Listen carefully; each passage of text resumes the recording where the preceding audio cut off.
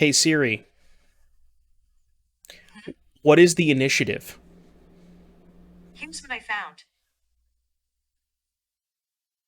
Hmm, don't think that's what we're looking for. Anyways, this is myself, and I was asking that same question a couple of weeks ago. The reason I'm making this video, well, first of all, welcome everybody. You're probably here because you may not know what the initiative does. Well, I'm here to tell you. I played a ton of Eternal Magic this past weekend for Eternal Weekend. For those of you who may not have known that it happened this past weekend, the North American and Magic Online, which I guess replaced the European Eternal Weekend, both happened this past weekend, and I played both of them as well as multiple leagues and challenges throughout for Vintage and Legacy throughout the weekend. And in every single event, I had initiative cards. So I have a pretty good understanding of what it does. But for those of you who may not know, let's go ahead and put it up on screen. All right, so this is the initiative. So the text on the initiative says, whenever one or more creatures a player controls deals combat damage to a player, that player takes the initiative. Whenever you take the initiative and at the beginning of your upkeep, venture into the Undercity. So essentially, taking the initiative means going into the dungeon.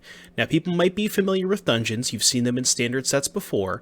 But this is, I believe, a dungeon that is exclusive to the initiative, and it is certainly the most powerful one. The way that it works is it's kind of like a tree. So you enter the first room of the dungeon, which is the first one, the secret entrance, which is search your library for a basic search your library for a basic land. Excuse me. Put it into your hand, then shuffle. From there, the next time you either take the initiative by playing another initiative card, or if your opponent hits you, they get it, and then if you get it back, or at the beginning of your upkeep, if you have the initiative, you get to go into the next room. So you get to choose either Forge or Lost Well. You do one of those. And then whatever one you choose, you then follow the path. So if you choose Forge, you can then go into either Trap or Arena. If you choose Lost Spell, you can go into Arena or Stash, and then so on and so forth till you get to the very end. Once you've completed the dungeon, you're finished until you take the initiative again. And it just so happens that if you read the last room, reveal the top 10 cards of your library, put a creature from among them onto the battlefield, put 3 counters on it, give a hexproof until the end of the next turn.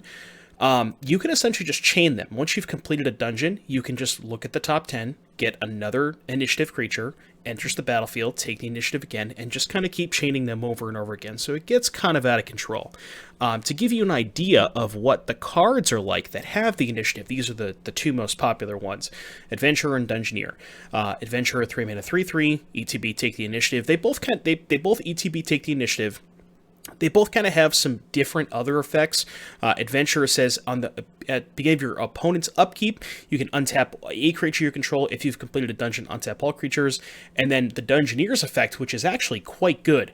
Whenever you attack, an attacking cleric, rogue, warrior, or wizard gains protection. I don't know why it's those creature types. Gains protection from creatures until end of turn, and it explores. So if you attack with, say, let's say if you curve them, right? You go adventurer into Dungeoneer. You can then attack with the adventurer. It's a cleric, so it triggers the Dungeoneer to get protection from creatures, which means your opponent can't block it. And then with White Plume Adventure, it basically has vigilance because you get to untap it on your opponent's upkeep. So it's really hard to attack into them, and that's the best thing that you can do to take the initiative back. So this is kind of baseline what the initiative does, what the most popular initiative cards are. And now that you kind of have an idea of how the play patterns work and all that stuff, I'm going to go ahead and showcase to you guys a couple of deck lists. And these are actually the decks that I played in Eternal Weekend this past weekend. All right, let's start with Legacy because I think this is maybe maybe the more popular of the two formats between Legacy and Vintage, mostly just because of paper card accessibility. Although I will say, as of late, it seems like Legacy is maybe becoming a little bit less accessible. It's kind of been like that for a little bit now, but even more so over the past couple of years. But this is essentially a white Stompy deck. If you're familiar with Stompy decks, they used lands that generate multiple mana, like Ancient Tomb and City of Traders, that both generate 2 mana, and then you also have Lotus Petal and Chrome Mox, which generate even more fast mana. You can kind of get where this deck is going. You basically generate some fast mana either with your lands or your Moxes or Petals.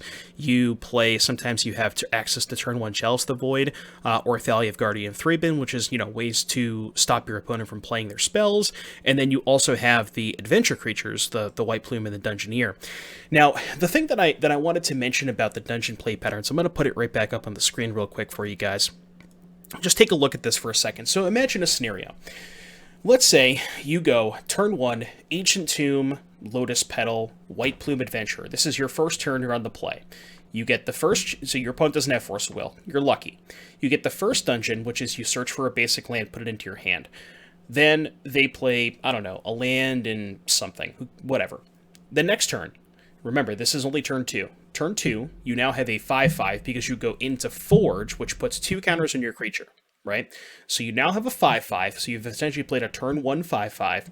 So you attack for 5, you do God knows what else on your turn, you pass, then you untap your creature because White Plume Adventure, remember, has the ability on it where it untaps a creature on your opponent's upkeep. So if your opponent plays a creature that doesn't have flying or a creature that you can block, you now can attack and also block. So you've gotten, remember, you've gotten a 5/5 that searched for a land, and you've also gained an additional blocker. The next turn, which is only your third turn of the game, after your opponent's already taken 5, you go into the third dungeon, which is Trap, dome them for 5, and then attack for 5 again. So by turn 3, with only one card, you've played a 5/5 that's attacked twice and dealt 5 damage to your opponent and got a basic land out of the deal. I don't think I need to say anything else. And that's even if you ignored the rest of the dungeon, it puts so much pressure on your opponent. So going back to the deck list here, so the idea with the fast mana, this deck is just incredibly aggressive, has the really nice, prison elements with Chalice the Void, Thalia Guardian Thraben. You have the adventure package, or excuse me, the initiative package, not adventure package. And then you have some other, like Solitude, free removal spell, Elite Spellbinder, more disruption, Palace Jailer, removal spell, that also gives you the Monarch, which keeps the cards flowing, especially nice with Solitude. And the whole deck is kind of just like this hybrid aggro-prison deck. And it's like, we've seen this in the past with other prison variants, but the issue with prison variants in the past is they haven't really been able to clock the opponent quickly. They get really these anemic hands that have like too much prison elements or too many threats, and their threats like don't really like flow well into the rest of their curve. Think like, pile of 3-drops like Rabblemaster and stuff, and this deck sometimes has that problem, but remember, your creatures, your threats also give you more lands, which helps you hit your land drops to even cast more of them, or even double spell at some point. So you don't run into that problem as much. All told, when I've only played this for 2 days now. We're not gonna get into ban discussions. If you want to go off in the comment section, feel free to. I'm not gonna discuss that because I don't have enough games in the format. But I will say, this deck felt out of control. Like, there were so many games where I just went turn. The list came from XJ Cloud on Twitter, by the way. Definitely go check him out. He's been doing a lot of work on this deck. I think he played the Legacy Showcase too. But this deck just felt so much better than ever. And I've played a lot of prison decks in the past. This felt like the absolute best prison deck I've ever played in Legacy. So yeah, this is the Legacy version. This deck's crazy. Again, let me know in the comments what you think, and let's take a look and see what Vintage looks like. All right, a lot of the same stuff, the Adventurers, the Seasoned Dungeoneers, the Solitudes, fast mana. Because it is Vintage, we have access to slightly better fast mana than, Lotus Petal and Chrome Mox.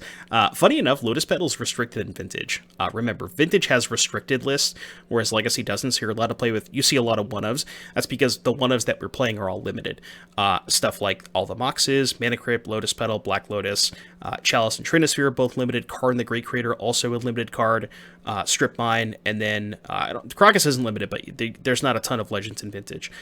But basically, this is all a lot of the same cards you've seen: the Thalia, the fast mana, the Initiative package, the Solitudes. We're playing Archon of Emeria in this format and not in Legacy. There's a lot more combo in Vintage, but there's also a lot more Moxen in Vintage. And you can imagine if you play a turn 1 Archon of Emeria and your opponent's hand is 2 Moxes, they can't really ever play those Moxes because the Archon allows them to only cast 1 spell, Moxes included. So in the format where basically everybody has access to these Moxen, Archon gets a lot better. So I like the main deck Archon. Same with Spirit of the Labyrinth. There's a lot more decks like Paradoxical Outcome and just a lot more decks that just naturally draw cards. Ancestral Recall, stuff like that. So Spirit is a lot better in Vintage. You get the cool like Spirit Lauren synergy that never came up for me in any of the matches that I played, but sometimes that could come up eventually. One thing I will point out, you'll notice it's a fixture of both decks is 4 copies of Cavern of Souls. If you're playing this deck, don't play less than 4 Cavern of Souls. There's just so many games where, especially in it's more likely to happen in Vintage with the Moxen, but you can do it in Legacy too, where you just go like turn 1, Cavern of Souls, Cavern of Souls on Cleric, Mox, uncounterable White Plume Adventure on turn 1, and it's just the game just feels over on the spot in a lot of situations. Just trying to see some other notes here. I mean, everything else is pretty much the same. Cyber's a little bit different, just given the Vintage format. There's more Null Rods here. There's more artifacts in Vintage. Tabernacle at Pendrell Vale, good against the Bazaar of Baghdad decks, things of that nature. But again, a lot of the same stuff is going on here. So let's wrap this video up. Again, I wanted to make this video because I feel like a lot of people still don't really know what the Initiative does. So I wanted to give you guys kind of like a background idea on what the Initiative is. There's been a ton of buzz around it with Eternal Weekend happening this weekend. Again, I'm not going to provide any sort of feedback or commentary on whether or not I think it should be, action should be taken in either format because I've only played with it for 2 days. Yes, it's incredibly powerful. Is it a possibility that action may be taken at some point? Maybe. We'll have to see. But let me know what you think in the comment section down below. I feel like the comments are going to kind of go crazy with this one, so try to keep it PG if at all possible. But let me know what you think about the Initiative, thoughts on the overall, Legacy and Vintage formats, if you got to catch any of the Eternal Weekend coverage this past weekend. Maybe if you played in it yourself, let me know how you did.